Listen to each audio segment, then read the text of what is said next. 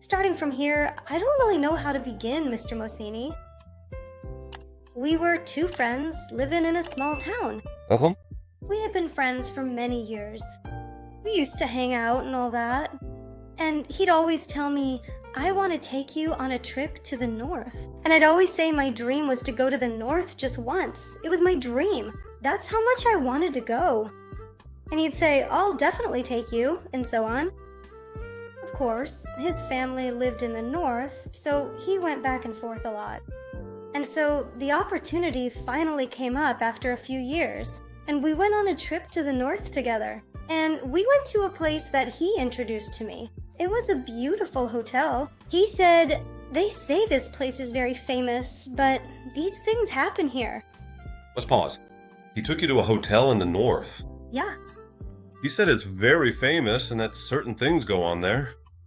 Yeah, he said there are things here, like people come at night and they exchange numbers and hook up and stuff like that. He said there are plenty of options. He was saying all sorts of things. Okay, let's stop here. Your friend had been to a place like this before. Wow. Yeah, he knew it. He knew the north perfectly. His family was from there. He'd lived in the north, yeah. So the reason he took you there was for fun, purely? On the surface, it was for fun. Like, he was fulfilling my dream. He wanted me to have a good time, supposedly. But I felt like there was something else behind it. Like, he wanted to pimp me out or make some money off of me. And I was being careful, but, well, I wanted to walk into the danger and see what was going on. What's happening around me, what's happening in the world. I didn't want to be so naive. I'm always looking for awareness. And I went, and I told myself I'm paying attention and I know what I'm doing. Anyway, we went, night fell, and it got very crowded. People were coming and going until, finally, with these two guys, a car pulled up and all, to pick us up, as they say, and it was set. And we went and sat somewhere with hookah and drinks and stuff. They started talking and all that to build some trust. Hold on a second. Listen to me. You went with your friend, reached that hotel, and stood by the road. There were two of them? Your friend and someone else? Yes, there were three of us. I sat in the back, they were in the front, and they said, but there are three of you. I said no. I even held my hands up like this. Don't count on me. Then he said, no, there's two of us. We're both game. He even gestured like this to that guy. And they said, well, okay then. So we left. And there were five of us sitting there. They talked, they hit it off. And this is what I want to say. The story starts here, when they said, let's go to a hotel. I mean, let's go to a villa. We have a villa. Now, where's the villa? Like 20 or 30 minutes away. They were like, it's right around here. Then I got a bit scared. I thought, oh God, going to a villa with people I don't even know? Then I saw we ended up in the middle of nowhere. They said 20 minutes, but it took an hour to get to the villa. We left at 2 in the morning and arrived around 3.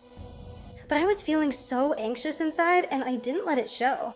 They were ahead of us, the guy's car, and we were right behind them.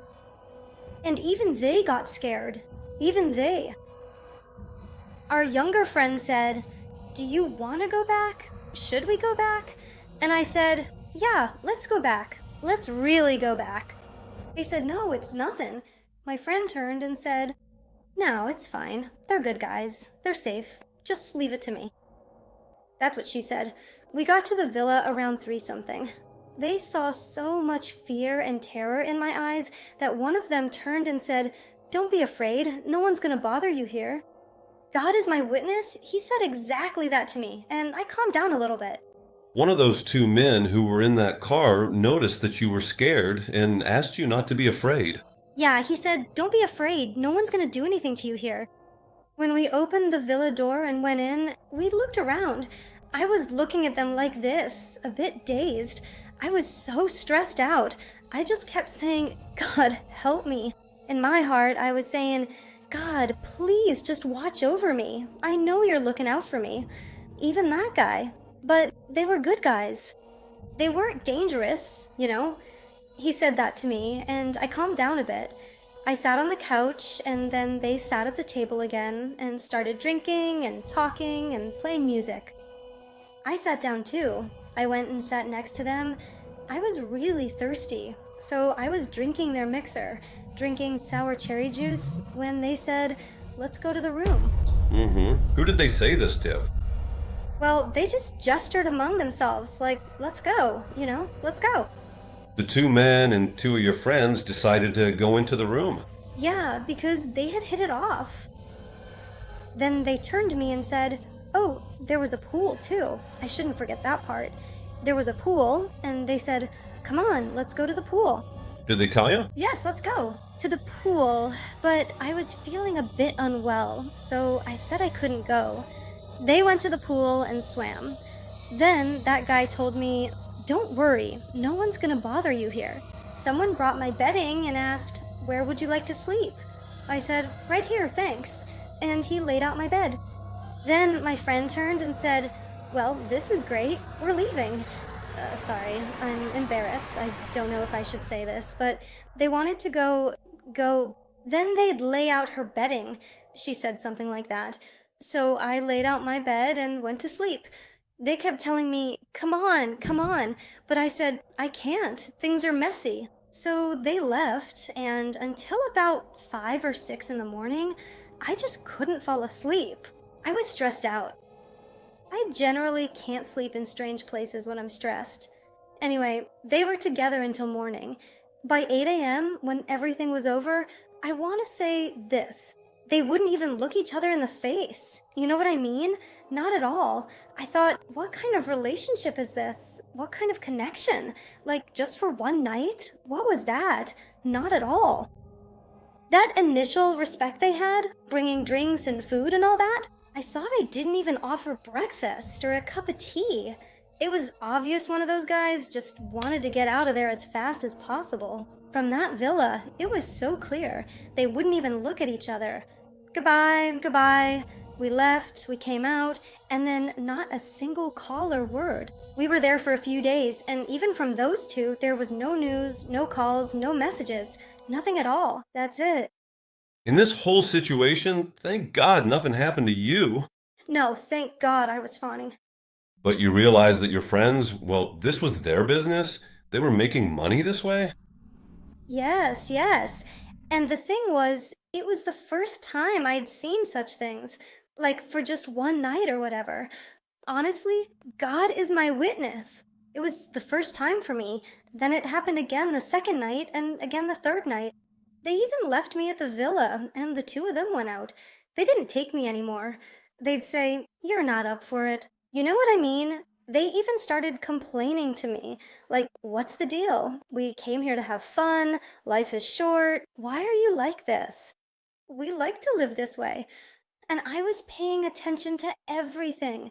I was watching it all until finally I saw my friend for who she really was. I understood what she was like. Sure, she's a friend on the surface, but now, well, no, I shouldn't have trusted her that much. You thought your friend was going to make you very happy and help you achieve your dreams. He took you to the north, but in reality, he wanted to lead you down a wrong path. But since you weren't interested, you managed to get out of that situation safely. He even turned to me and said, "Look, how long do you want to live in poverty and misery, working as a laborer for some guy? Come here to the north. In less than a year, you'll be a billionaire.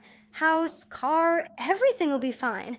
How long do you want to suffer? How long do you want to struggle?" In that life, he'd even talk to me like that, saying, "How long do you want this? Come to the north, get a house." He basically showed me a way, showing me what I should do. But you didn't accept. I would never do that because my path, my goal, is something else entirely. If I went with my friend and all that, it was just because I wanted to experience it, to see how the world works, to be careful, to be cautious. I have two daughters, and, well, I don't want to add this to my life story. And, well, I don't know what else I should explain to you, Mr. Moseni. Well, let me ask you, did this story end there? This story continued, like other nights of this story with some other people, with different people, for example, you know? I see. How long were you in the North? We were there for about 10 days. And those 10 days, every night was their thing? Even the villa that we had rented, that man had provided that villa because he was in a relationship with my friend. Because of that relationship, he'd come and sleep with her. It was a multi-story villa. They'd go to another floor somewhere else to be together. But he gave us that villa for free while we stayed there. Even the villa's cost was handled like that. Okay, so what happened next? What was the deal with the Divar app? The thing with Devar was that I came to Tehran and was looking for a job. And on Denvar, whenever I'd call for a job that seemed to fit my situation, they'd immediately tell me, WhatsApp, photo, height, weight, send everything. As soon as I heard that, I'd say, this isn't about work anymore. It was really like that. I wouldn't send photos or anything. I'd just block them and forget about it. I've been unemployed for a while now. Well, since there was work. Now I've been unemployed for about 3 or 4 months, and whatever I look at on Devar, the ads are still there. I can show you. I message or call, and they say, no, we're looking for a relationship. We want someone to be with us. For example, I message for housework. It says like cleaning the house and stuff, but I Usually all the ads that are actually on there in the Divar, what are they listed as? the ones who want a relationship, it's exactly that they want a lady for house cleaning. Is that all? Most of them are like this. I've seen some other things posted, but mostly when they want a woman's services for house cleaning, that's exactly the reason. It's not a job ad at all to go clean a house. It's about a relationship. The ads they post on Divar, even my daughter told me once, she said, Mom, they even post photos. For example, it says they want house cleaning help, but he posted a photo of the bed in the bedroom. Well, what does that have to do with housework? I even used to message them. It's a shame I deleted them. I blocked them immediately. I don't keep them. On my phone, when I messaged or called, he immediately said, I'm so and so. I'm this old, I live alone, and so on. I deleted it.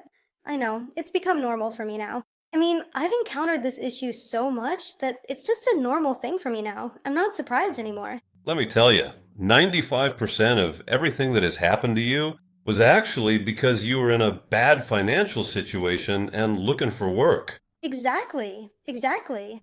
And that friend of yours who took you up north, in a way, they wanted to help you. Yes, Because they realized you weren't in a good financial position, they took you north.